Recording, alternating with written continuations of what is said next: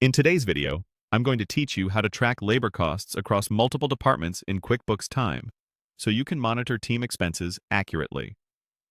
Start by logging into your QuickBooks Time account on your desktop.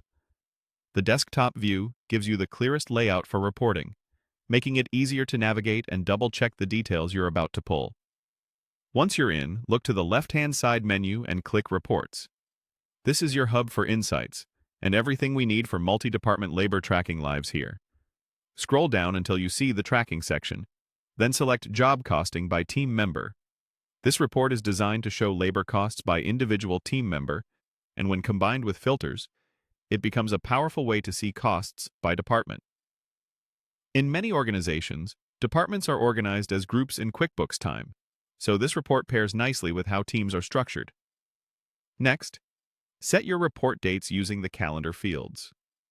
Choose a range that matches your payroll cycle or the period you want to analyze, such as month to date or last quarter. Keeping your dates aligned with your financial reporting periods helps ensure consistency, and shorter date ranges can load faster and make variances easier to spot. Under Filter by Groups, Team Members, select the departments you want to track. You can choose one department or multiple, depending on your goals. This filter narrows the report to only the teams you care about, keeping the results focused and actionable. If your departments are nested under larger groups, be mindful of which levels you select so you get precisely the data you expect. If you use custom fields and want to see them in your output, check Include Custom Field.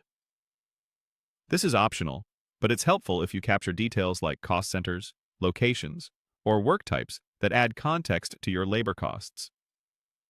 Including these fields can make downstream analysis much clearer. Now click Run Report. QuickBooks Time will compile the data and display hours and associated labor costs based on your settings. Take a moment to scan the results for completeness. Confirm the date range at the top, verify that only the intended departments are included, and look for anything unexpected, like unusually high totals or missing team members, which may indicate timesheets that need review. To share or analyze the data further, click Download CSV. This exports your filtered results to a spreadsheet format you can open in Excel or Google Sheets. From there, you can sort, pivot, and combine with other financial data while preserving the exact filters and dates you set. If this video helped, please like, subscribe, and share. Thanks for watching.